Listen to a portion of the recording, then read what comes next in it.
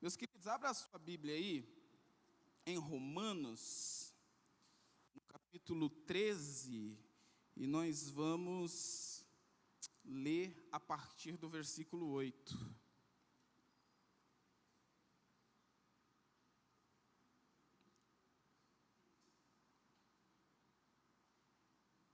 Amém? Tem uma versão corrigida e fiel aqui. O texto diz assim: a ninguém devais coisa alguma, a não ser o amor com que vos ameis uns aos outros, porque quem ama aos outros cumpriu a lei. Com efeito, não adulterarás, não matarás, não furtarás, não darás falso testemunho, não cobiçarás, e se há algum outro mandamento, tudo nessa palavra se resume. Se há algum outro mandamento, tudo nessa palavra se resume. Amarás ao teu próximo como a ti mesmo. Amém? Feche seus olhos, abaixe a sua cabeça por um instante. Espírito Santo de Deus, muito obrigado mais uma vez, porque o Senhor se revela através da Tua palavra, e nós te pedimos, Senhor, que mais uma vez fale conosco, mais uma vez derrame sobre nós a Tua glória, e não nos permita que a Tua palavra seja roubada. No nome de Jesus, amém. Meus irmãos, eu coloquei um tema aqui, você me deve. Aí o Gustavo olhou assim e falou, mas eu te devo? E eu falei para o Gustavo, você me deve. Isso, o texto, por si só, ele já é bem claro. Que ele está dizendo, a ninguém devais coisa alguma a não ser, me ajuda a pregar, a ninguém devais coisa alguma a não ser o amor. E a grande verdade é que quando nós olhamos a palavra de Deus, e quando nós mergulhamos na palavra de Deus, nos vemos em dívida. E eu quis chamar a atenção de vocês através desse título, mas também dar a responsabilidade a cada um de vocês. Eu sou um cara legal, sou um cara simpático, amém? Essa falta de unanimidade já me respondeu. A grande verdade é essa, porque no meio que nós vivemos, certamente muitas pessoas gostam de nós, pastor Lázaro. Muitas pessoas vão com a nossa cara. Mas tem pessoas que não. Então, se você não gosta de mim, já estou logo te avisando, você me deve. Deus já começou a falar aqui, hein? Essa é a grande verdade. Olha para o seu irmão. Olha o irmão que está do seu lado e diga assim, ó, você me deve. Diga, você me deve.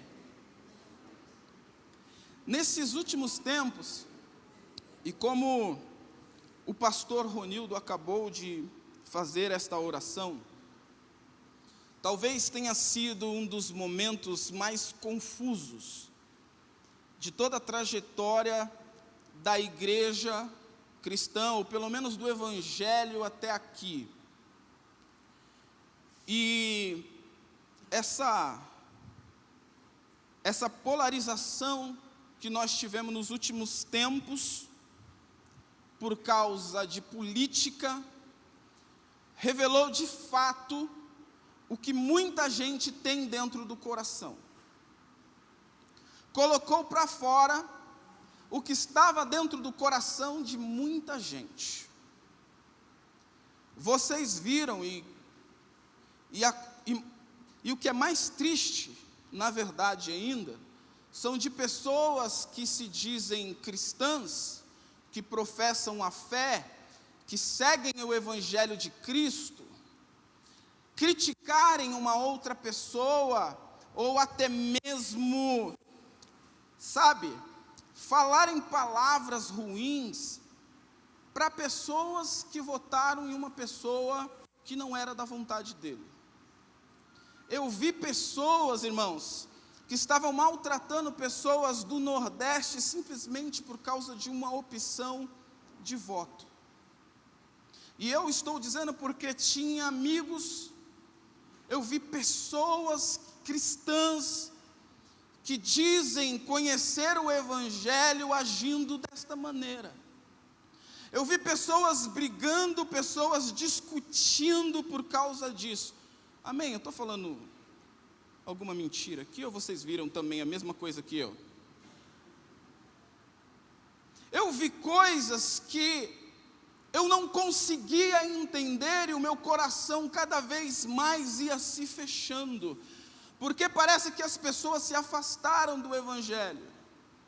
A minha experiência na música faz com que eu conheça muitas igrejas e eu acabe andando muito por aí.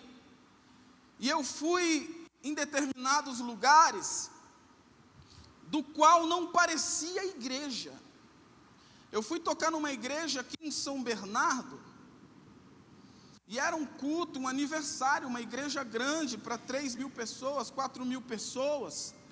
E quando eu cheguei, que eu entrei, que eu fui entrar, eu achei que eu estava entrando num comício, porque eram bandeiras para todo lado, e gente gritando, e gente buzinando, e eu, meu Deus, será que eu estou entrando no lugar certo?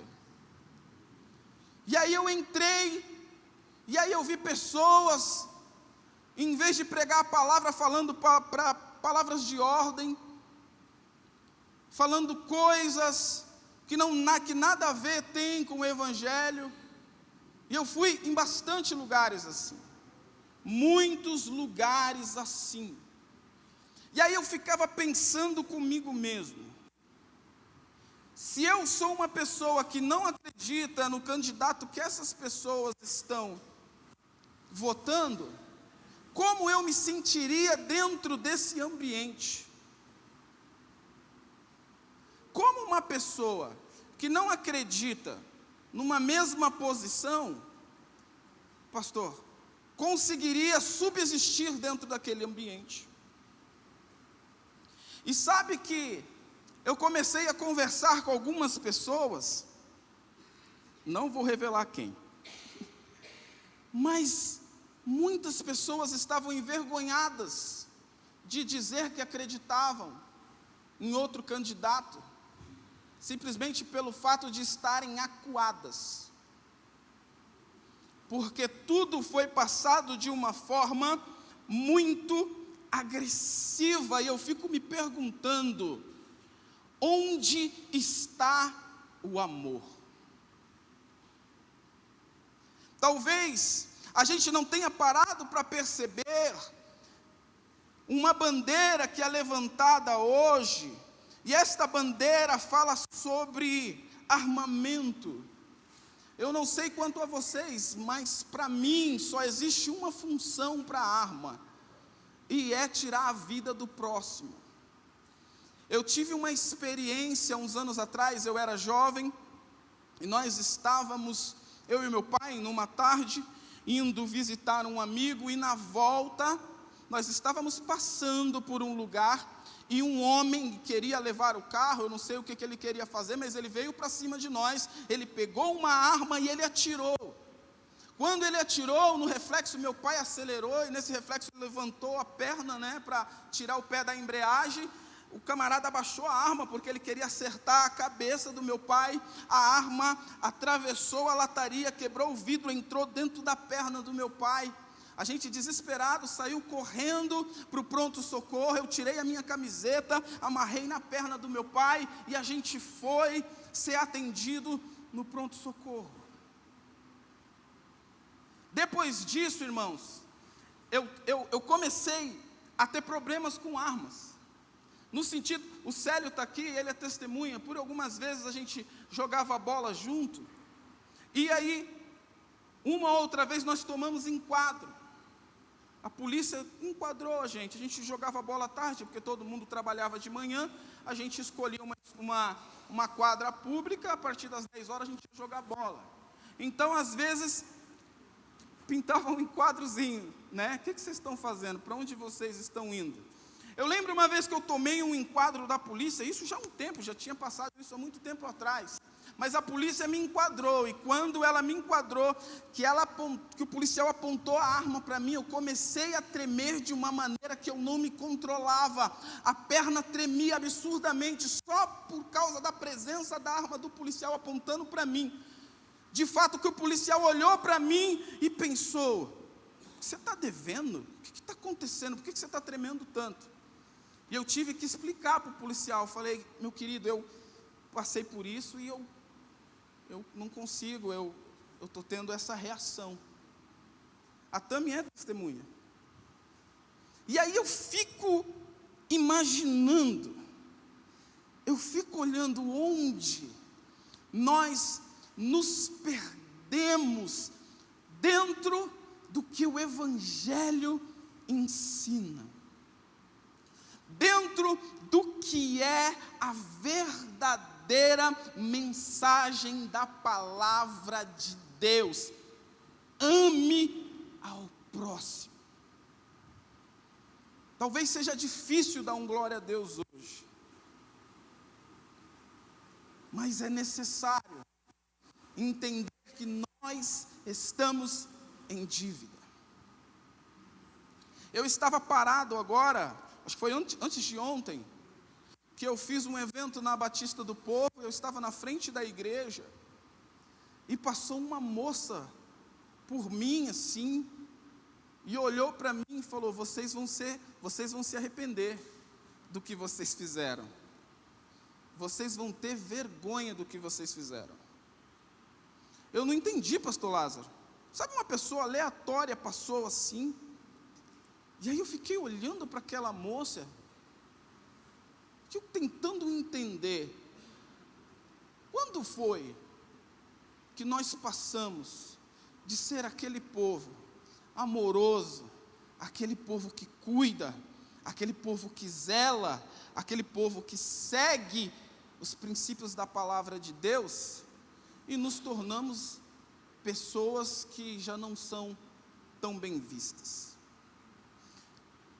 1 João 5,17 diz assim: toda injustiça é pecado, e há pecado que não é para a morte. Parece meio antagônico, porque eu quero falar sobre amor, amém? Dá um glória a Deus de vez em quando, só para mim saber que vocês estão vivos. Parece meio antagônico, porque nós vamos falar de amor aqui.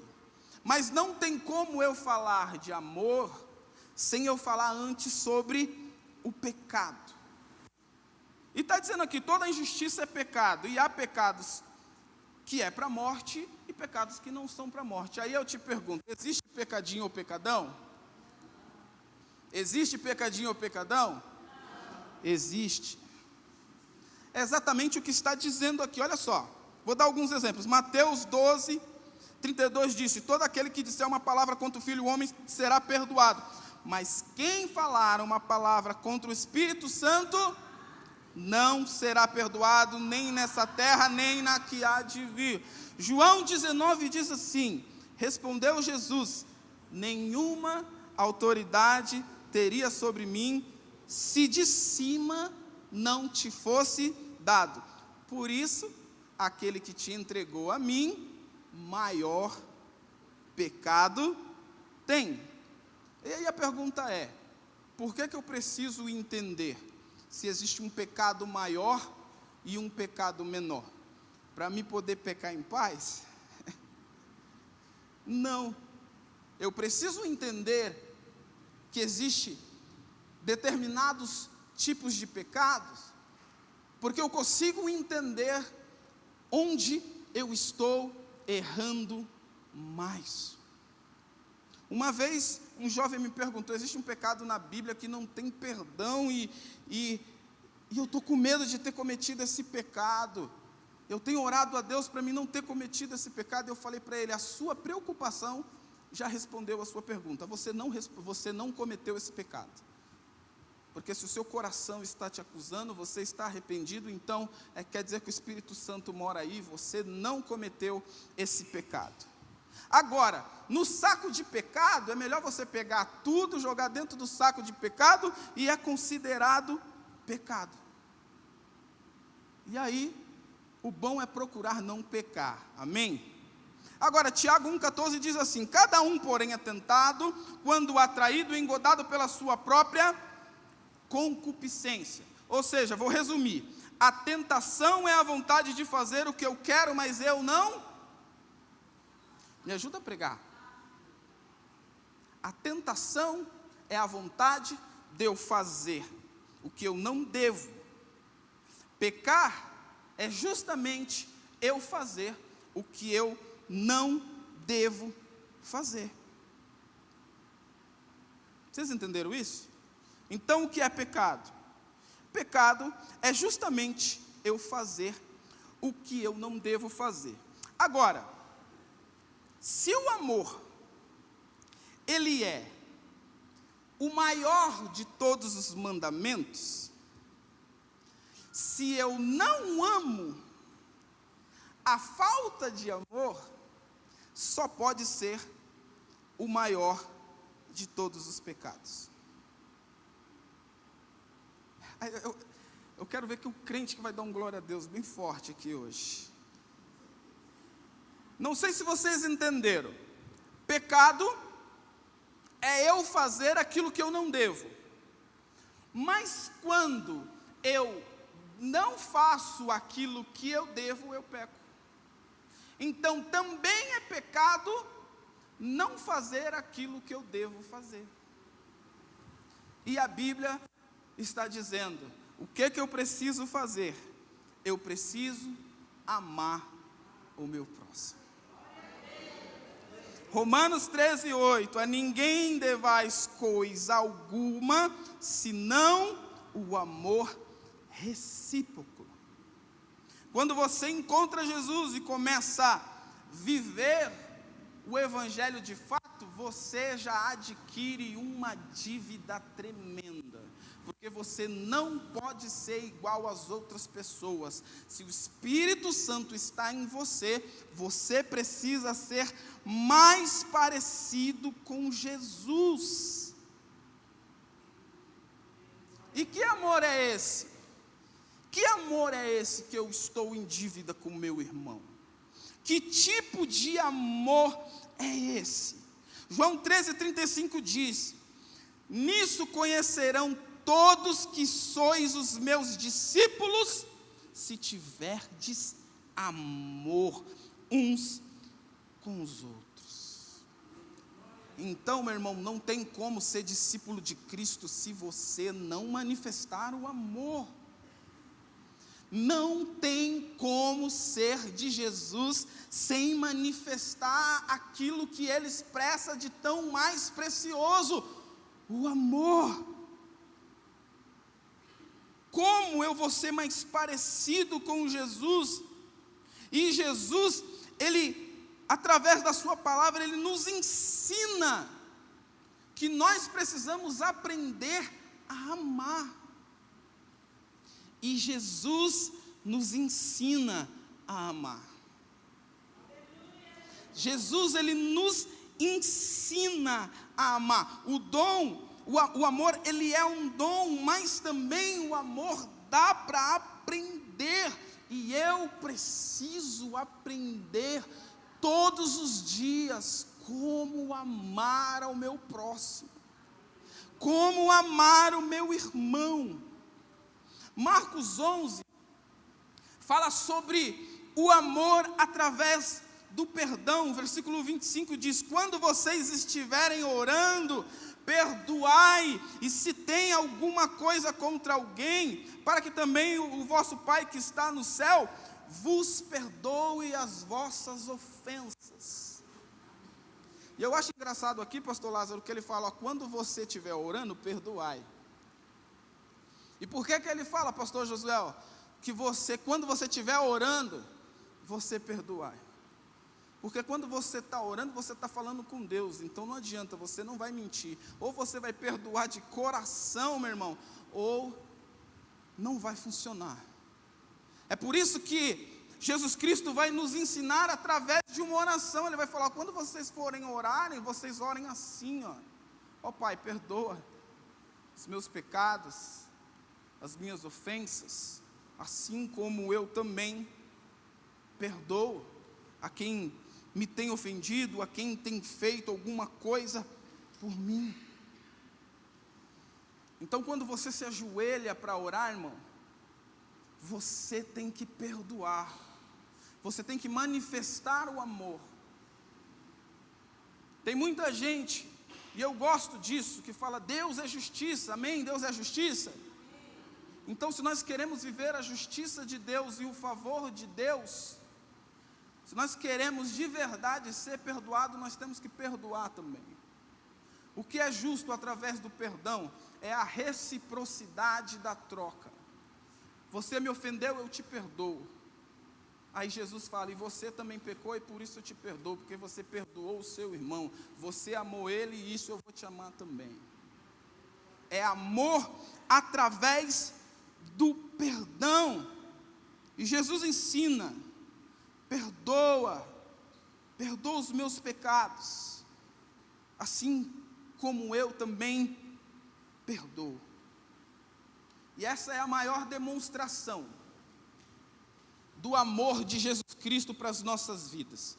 Não existe demonstração maior do que essa. Jesus, quando ele estava na cruz, o que ele faz?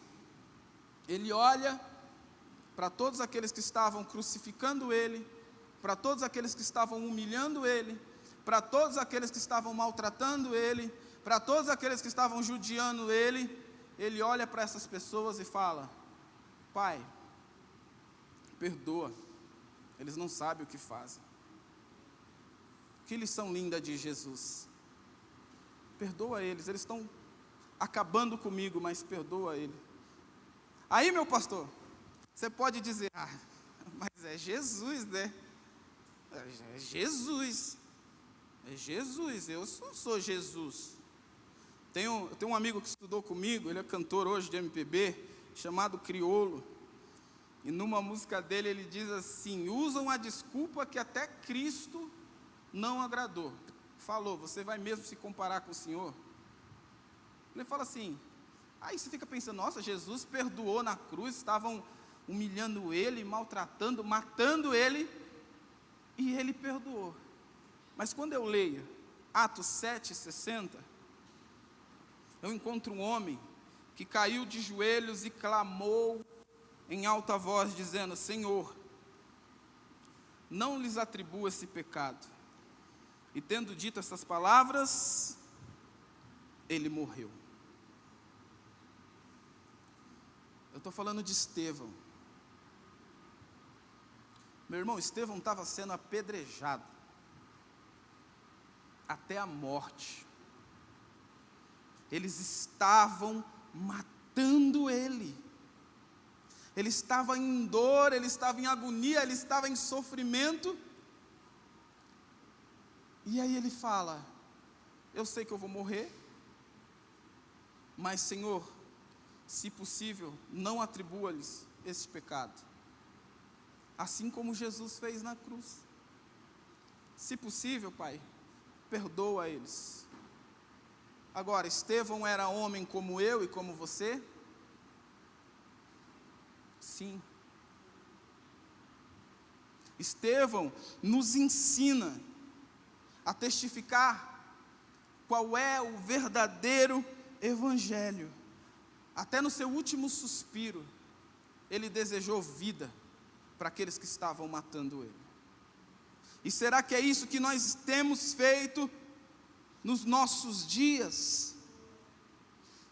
Será que diante de humilhações que você tem sofrido, será que diante de perseguições que nós sofremos, será que diante de pessoas que nos querem mal, nós temos agido desta maneira, Senhor, perdoa ele. A palavra de Deus nos ensina que nós precisamos amar os nossos inimigos, mas a grande verdade é que, às vezes, temos dificuldade até de amar os nossos amigos. Às vezes temos dificuldade de amar aqueles que estão ao nosso redor. Às vezes temos dificuldade de amar pessoas da nossa família. Quanto mais o nosso inimigo, quanto mais aquele que nos persegue. Mas esse é o verdadeiro tipo de amor que a palavra nos ensina. E onde foi que nós perdemos o sentido desse amor? Desse que é o grande mandamento, desse que é o maior de todos os mandamentos. E até nisso, dentro da palavra de Deus, eu encontrei algo ainda maior do que amar o teu próximo. Aí você pensa, eu devo amar o meu irmão, porque o mandamento lá em Levíticos é, você tem que amar aqueles que são seus. Ou seja, como tinha muita guerra entre o povo de Israel, o mandamento é, ama todos aqueles que são seus e aborrece teu inimigo. Aí, no Novo Testamento já vem Jesus quebrando a lei mosaica e dizendo, ou aperfeiçoando a lei, e aí ele diz, não, amar o seu próximo é fácil, eu quero ver você amar o teu inimigo. E agora, se eu te disser que existe algo ainda mais difícil do que amar o teu inimigo, Mateus 22, 36 disse, mestre, qual é o grande mandamento da lei? Diga, grande mandamento. Qual é o grande mandamento da lei? E ele respondeu, amarás ao Senhor de todo o teu coração, de toda a tua alma e de todo o teu entendimento. Este é o primeiro grande mandamento. E o segundo é igual a este. Amarás o teu próximo como a ti mesmo. Esse é o grande mandamento. Mateus 22, 40 diz, nesses dois mandamentos estão dependurados toda a lei e os profetas. E o apóstolo Paulo tenta explicar isso em Gálatas 5,14, pois toda a lei se cumpre numa só palavra, a saber, amar o próximo como a ti mesmo. E isso é um preceito da lei, e a lei se resume nesse preceito. Com efeito, no texto que nós lemos aqui, Romanos 13, 8, a ninguém devais coisa alguma a não ser o amor. Com efeito, não adulterarás, não matarás, não furtarás, não cobiçarás. E há algum novo mandamento além disso? São 613 mandamentos na palavra, sendo que alguns desses mandamentos eram específicos para a tribo de Israel, e alguns desses mandamentos de modo geral para todos nós. E aí ele vai dizer, mas todos esses mandamentos se resumem em um, amar ao próximo. E aí eu fico pensando, por quê? Ele pega e resume todos os mandamentos em um só. Porque é o amor justamente que faz diferença dentro do Evangelho. E por que ele vai dizer aqui, ó, com efeito, não adulterarás, porque quem ama de verdade não adultera. Não matarás, quem ama de verdade não mata.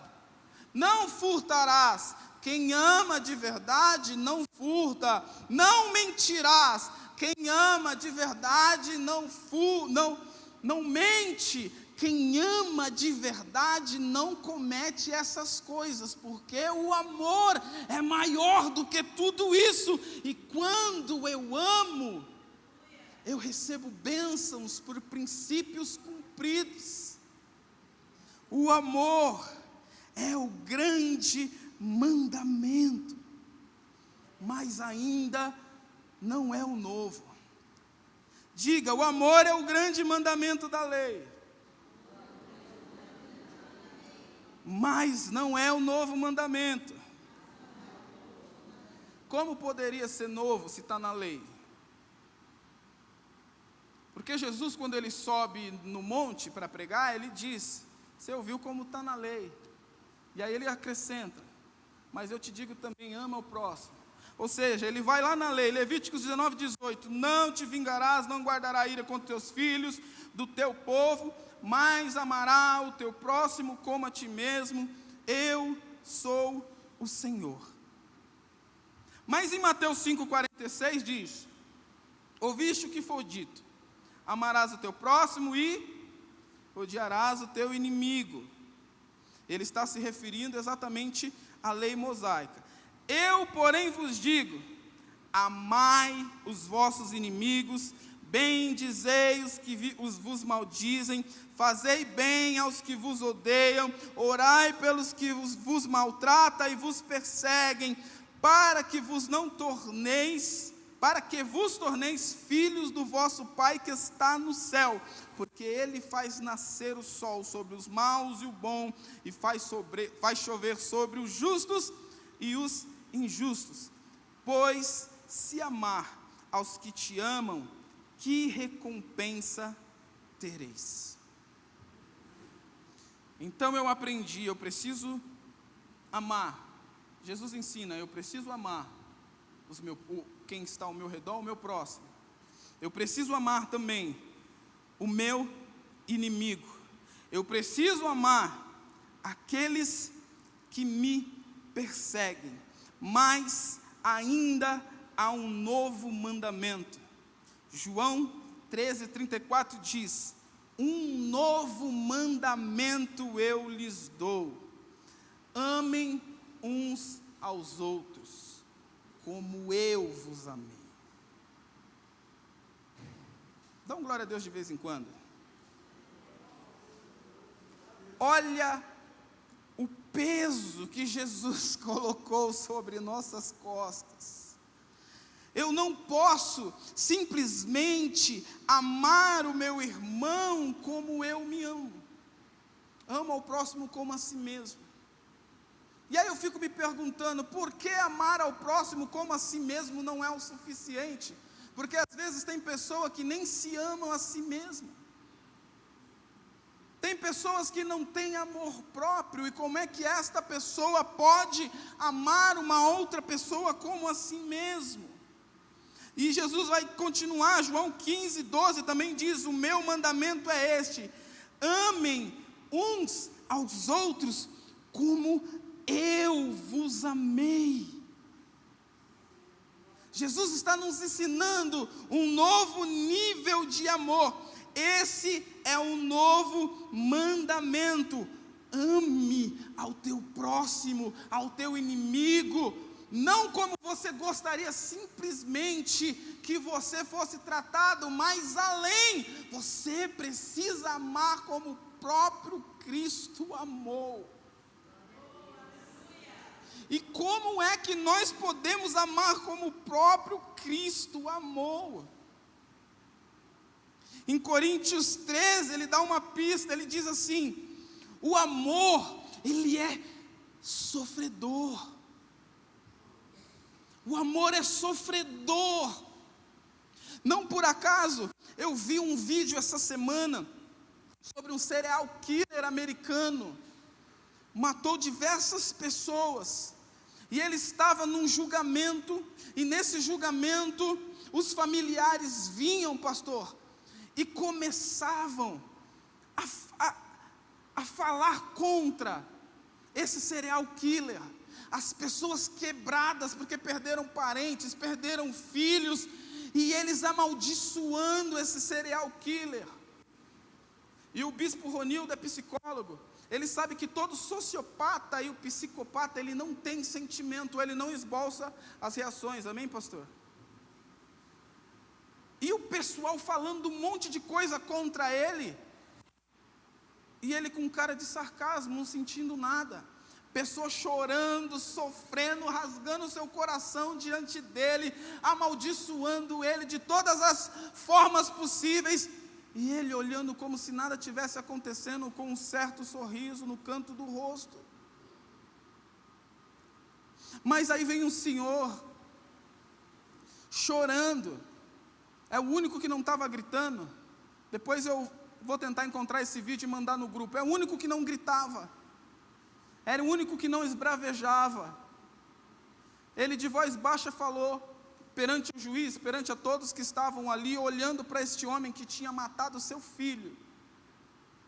Ele olha para ele e fala assim: hoje é o dia mais difícil da minha vida, porque eu vou ter que fazer como Jesus fez.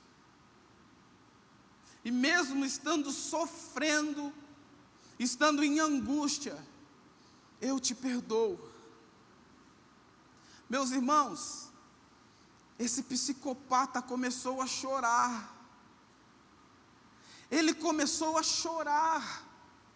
Ele sentiu de verdade o amor que aquele homem estava transmitindo através do perdão, e não foi algo da boca para fora. Aquele homem estava cheio de Deus, aquele homem estava cheio do Espírito Santo de Deus, porque só pode perdoar neste nível quem tem Jesus Cristo, quem entendeu qual é o propósito do verdadeiro Evangelho de Cristo.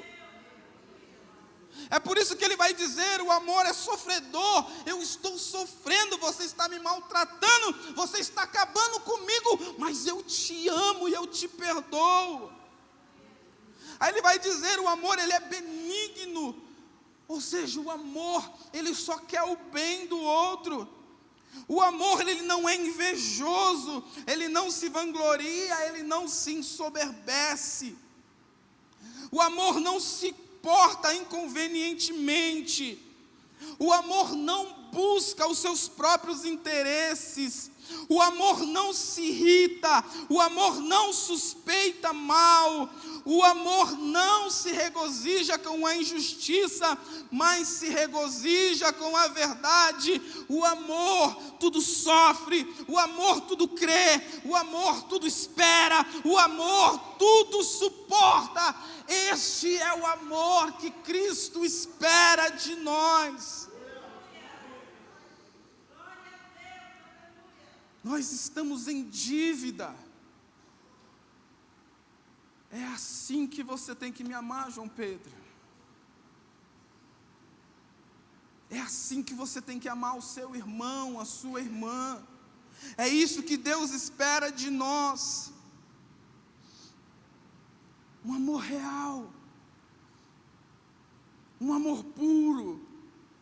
O apóstolo Paulo, ele nos dá uma lição de amor muito grande, quando ele encontra o verdadeiro Evangelho de Cristo. Em 2 Coríntios 12, fala sobre um espinho na carne. E durante muito tempo, essa é a maior de todos os enigmas da palavra de Deus. Eu já vi pastores dizendo, Cida, que quando chegar no céu, a primeira pessoa que ele quer encontrar é Paulo, justamente para perguntar para ele: que negócio é esse de espinho na carne que você tinha? Que negócio é esse? Revela tudo aí. E pesquisando sobre isso, existem algumas teorias que poderia ser um sofrimento físico, um sofrimento moral ou um sofrimento espiritual. E a verdade é que se você for com a mente já dentro disso que você está procurando, você consegue achar até uma certa base. Olha só, quando fala que é um sofrimento físico, Jerônimo, que é um dos grandes teólogos, dos grandes estudiosos da palavra de Deus, explica que seria talvez uma dor de cabeça. Para Tertuliano, ele diz que talvez fossem dores de ouvido, e para Creuque, talvez fosse epilepsia. Gálatas 4,13 diz assim, o próprio Paulo, quando escreve a carta, ele diz: como sabem, foi por causa de uma doença que lhes preguei o evangelho pela primeira vez. Embora a minha doença lhes tenha sido uma provação, vocês não me trataram com desprezo ou desdém. Pelo contrário, receberam-me como se eu fosse um anjo de Deus. Ou seja, ele dá uma base para talvez seja uma doença, ou ainda, um sofrimento moral. E isso baseia-se, toda vez que ele diz na carne. Romanos 7,25 diz: graças a Deus por Jesus Cristo nosso Senhor, de modo que com a mente eu sou escravo da lei, mas com a carne escravo do pecado. Porque bem sabemos que a lei é espiritual, mas eu sou carnal, vendido sob o pecado. Pois o que eu faço, eu não entendo, porque o que eu quero, isso eu não faço. Mas o que eu não quero, isso eu faço. E aí você vê o apóstolo Paulo falando diversas vezes sobre isso. E ainda há uma base de ser um sofrimento espiritual baseado no entendimento que Lutero teve, que ele tinha que lutar contra a blasfêmia e o orgulho. Por isso, essa dúvida está sempre presente na nossa mente. Alguns dizem que era uma pessoa física, um agente do diabo, enviado para me atormentar. Eu fico imaginando, né, o Paulo pregando e um endemoniado que toda vez ia lá e, encher as paciências dele. Ou ainda, um espírito maligno que o atormentava e perseguia ele e tirava o sono dele. A grande verdade é que essa será, e talvez seja, o maior de todos os enigmas da Bíblia. E eu quero te apresentar mais uma hipótese, com a permissão dos teólogos de plantão. Porque lendo a palavra de Deus e lendo a bibliografia de Paulo, quando ele começa o seu ministério, até o fim do seu ministério, ele diz assim, em Atos 22:3, eu sou judeu, nascido em Tarso, na Sicília, mas criado nessa cidade, instruído aos pés de Gamaliel. O que Paulo está fazendo aqui, irmãos, é passar o currículo.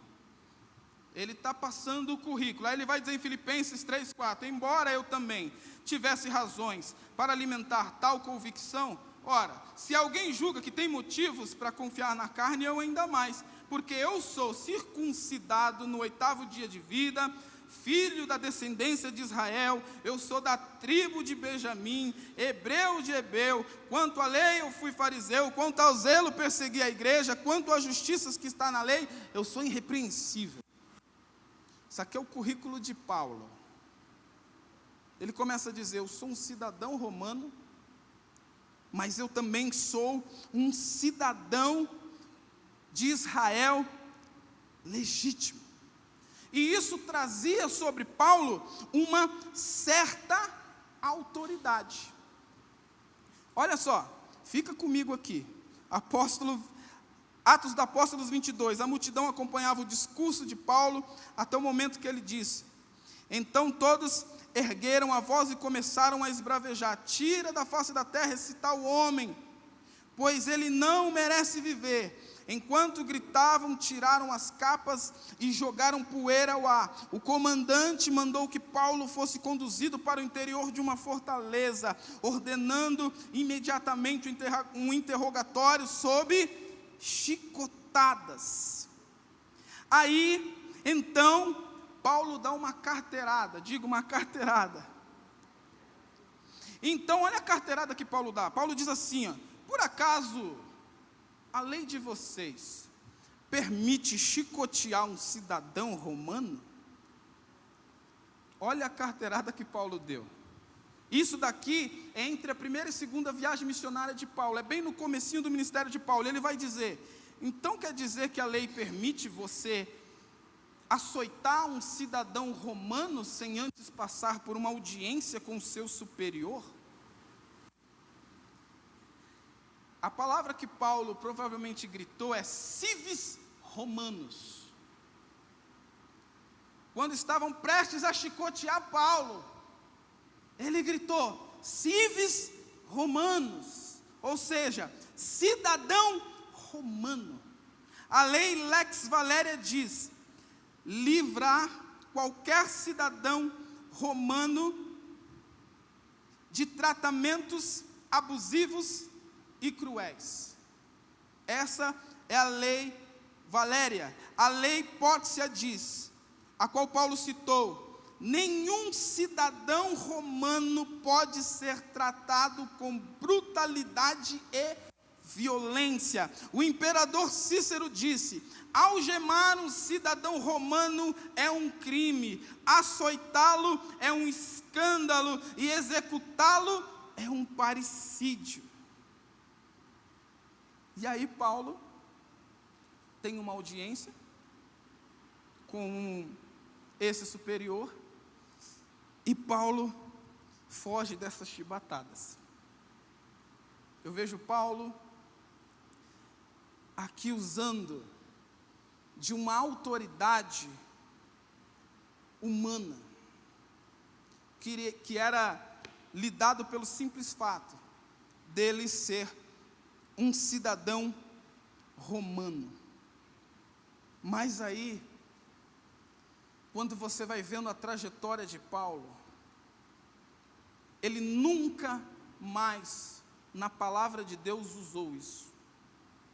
É a única vez que cita que Paulo, diante de um possível flagelo, se livrou dele através de uma força carnal, através da sua força humana. E aí eu começo a entender o que ele está dizendo na palavra. Quando ele diz: eu me regozijo, é justamente na minha fraqueza. O que Paulo, ele vai entendendo, conforme ele vai vendo o que está acontecendo com os seus irmãos, o que está acontecendo com o povo de Cristo, é: como eu posso amar de verdade, se eles vão passar por isso em Jerusalém, mas eu posso me livrar? Como? E aí eu começo a entender algumas coisas que ele fala. É quando eu sou fraco que eu sou forte. É na minha fraqueza que ele opera. É quando eu me esvazio de mim. É quando eu desfaço, ou eu tiro de mim todo o poderio e me faço como Cristo. Porque o próprio Cristo, sendo Deus, meu irmão, o próprio Cristo, sendo Deus, sofreu. Ele sendo Deus, ele sofreu. Ele foi humilhado, ele foi açoitado, ele foi envergonhado na frente de todos. E aí eu vejo em 2 Coríntios 11, 21, dizendo: para minha vergonha eu devo admitir que fomos fracos, todavia, naquilo em que todos os outros se atrevem a orgulhar-se, falando como louco, eu também me atrevo. E aí ele vai apresentar um currículo completamente diferente. Ele começa a dizer agora: ora, se eles são hebreus, eu também sou hebreu, eu também sou israelita, eu também sou descendente de Abraão, eu também sou um escravo de Cristo, e ainda mais me expresso como se estivesse louco, pois trabalhei muito mais, fui encarcerado mais vezes, fui açoitado severamente, eu tive perigo de morte mais vezes, 5 vezes recebi dos judeus 39 açoites, 3 vezes fui espancado com vara, 1 vez apedrejado, 3 vezes sofri naufrágio, passei um dia e uma noite exposto à fúria do mar, Muitas vezes passei por perigos em viagem, perigos em rio, perigos entre assaltantes, perigo entre meus próprios compatriotas, perigo entre os gentios, perigo na cidade, perigo no deserto, perigo no mar, perigo entre os falsos irmãos. Trabalhei arduamente por diversas vezes, fiquei sem dormir, passei fome, passei sede, e muitas vezes atravessei longos períodos de jejum, suportei o frio e suportei a nudez. O que o apóstolo Paulo está dizendo aqui agora, eu aprendi o que é amar. E para mim ser talvez comparado com o que Cristo foi, eu tenho que esvaziar-me completamente e sofrer por causa do amor do Evangelho de Cristo. Eu preciso sofrer como meus irmãos sofreram.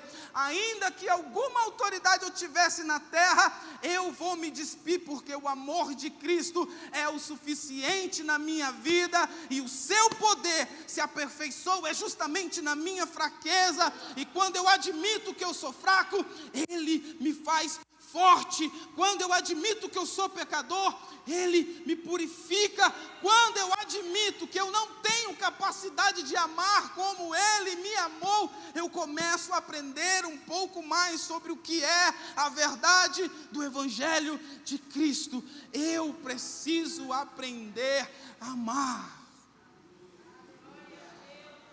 Eu preciso aprender a amar. Eu preciso aprender a amar.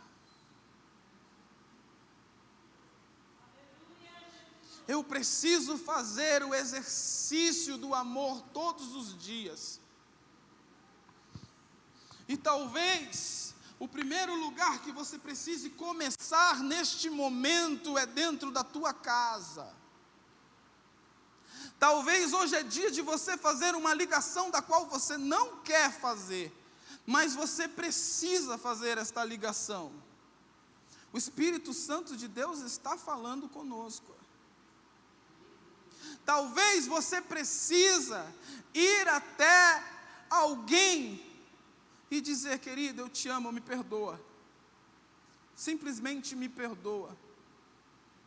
Talvez o que mais precisamos neste tempo é voltar à base do Evangelho de Cristo.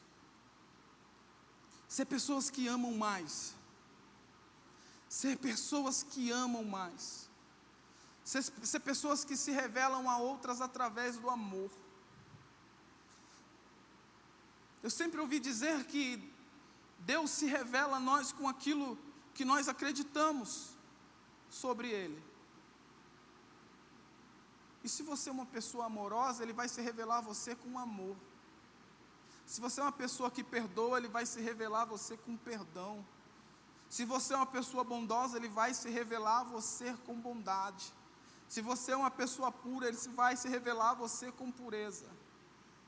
E se nós somos, de verdade, um povo que vai fazer diferença nessa terra, talvez seja necessário a gente voltar à base e voltar ao primeiro amor. Fique de pé, que nós vamos orar. Esta é uma lição muito doída. E eu teimo em dizer isso, porque quem recebe primeiro a palavra de Deus somos justamente nós que vamos ministrar. Quando Deus quando Deus te dá algo para dizer, Ele primeiro quebra a gente. Nós somos os primeiros a sentir. E eu estava falando um dia aqui para minha esposa, e eu dizia a ela: às vezes eu sou meio severo demais, sabe, pastor? Às vezes eu queria ser uma pessoa mais boazinha. Eu queria ser uma pessoa, sabe, uma pessoa que ri mais para as outras pessoas. Eu queria ser uma pessoa mais simpática. Eu queria ser uma pessoa mais empática, mas como diz o sábio Mano Brown, sempre tem um para testar a sua fé. E é difícil. Não é fácil. Não é fácil, irmão. Eu não vou dizer para você que é fácil. Não é fácil. Não é fácil. Como diz o pastor Cláudio Duarte, às vezes a gente tem briga em casa. Eu nunca pensei em me divorciar, mas em homicídio várias vezes. É difícil. É difícil dar o braço a torcer. É difícil você pedir perdão quando você sabe que você que está certo. É difícil você ouvir afrontas e abaixar a sua cabeça. É difícil. É difícil sofrer injustiças na pele. É difícil. Talvez uma das dores mais difíceis do homem suportar é a ingratidão. Aquilo que você faz para uma pessoa e a pessoa em troca faz o oposto. Talvez isso seja a maior dor do coração de uma pessoa. É aquela dor que o coração fecha e é muito difícil. Só Deus mesmo pode fazer com que essa situação reverta. Mas a nossa oração nesta manhã e neste ano tão turbulento, neste ano tão difícil que se passou, é: Deus, nos ensina a amar. Eu não posso ser como eles. Eu não posso ser como eles. Eu não posso ser como essas pessoas da internet. Eu não quero ser como essas pessoas do Facebook. Eu não quero. Será que você pode dizer isso? Eu não aceito ser igual. Eu não aceito ser assim. Eu vou ser diferente. Será que você pode dizer isso? Eu quero ser diferente. Diga: eu quero ser diferente. Diga: eu preciso ser diferente. Diga: eu preciso ser mais parecido com Jesus. Diga: as minhas postagens na internet precisam se parecer com alguém que é filho de Jesus, que é filho de Deus. As minhas postagens nas minhas redes sociais têm que levar as pessoas à vida, não levar as pessoas a problemas, levar as pessoas à tristeza. Tudo que há em mim precisa manifestar o amor de Cristo. Eu preciso ser a pessoa mais bem vista no meu trabalho. As pessoas do meu trabalho têm que me amar. Se eu sou crente de verdade, Cristo está em mim, elas precisam me amar.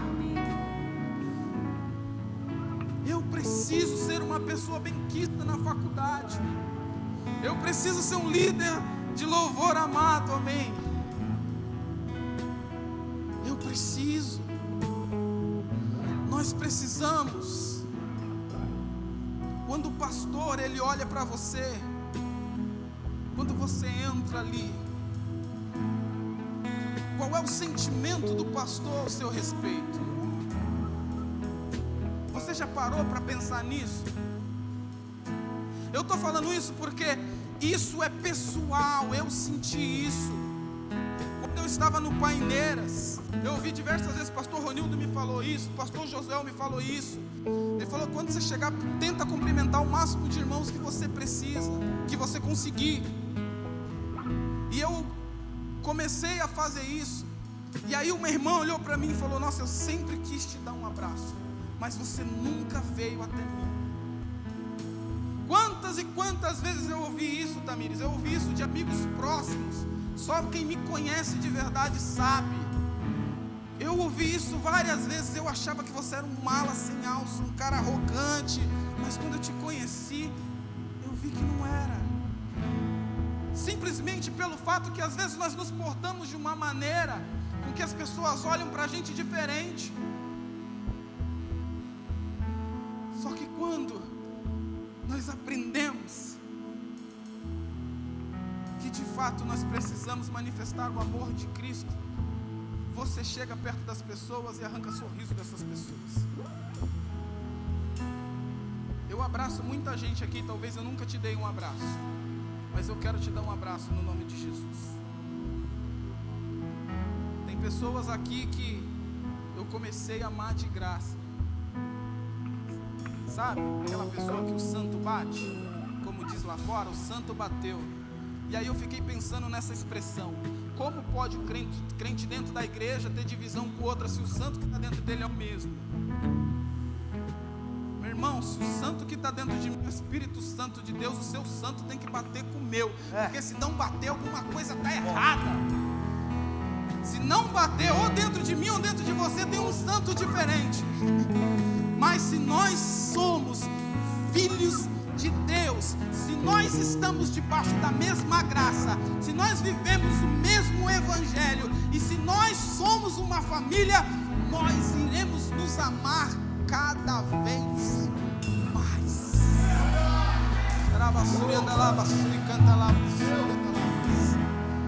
Feche os teus olhos. Nós vamos orar. Você que está aí na tua casa, feche os teus olhos. Espírito Santo de Deus, muito obrigado, Senhor. Muito obrigado porque o Senhor fala de verdade. E o Senhor nos instrui.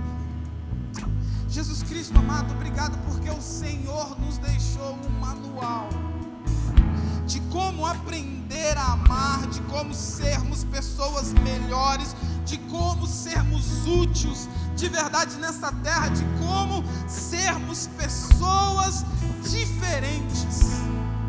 Ah, Jesus Cristo, nós queremos manifestar o teu amor, nós queremos manifestar a tua glória nesta terra.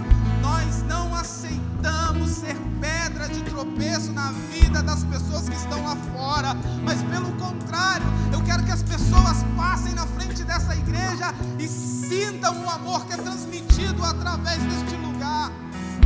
Eu quero que as pessoas entrem neste lugar, pessoas feridas, pessoas quebradas, pessoas com seus vícios, pessoas com seus problemas, com as suas necessidades, pessoas de todo tipo, seja pessoas que estão no crime, que saíram do crime, que estão na prostituição, que são homossexuais ou não, seja de qual partido for, nós queremos que essa pessoa encontre morada neste lugar, nós queremos que essa pessoa encontre amor neste lugar, e nós queremos ser o agente desse amor. Nós precisamos ser de verdade os agentes desse amor.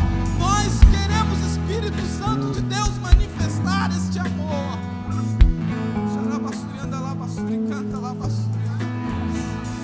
Nos ensina a amar, Senhor. Nos ensina a amar, Senhor. Quebra o coração de pedra, quebra este coração de pedra, quebra toda resistência, quebra no nome de Jesus. Nos ensina a amar, nos ensine a amar, nos ensine a amar no nome de Jesus, no nome de Jesus, no nome de Jesus, no nome de Jesus.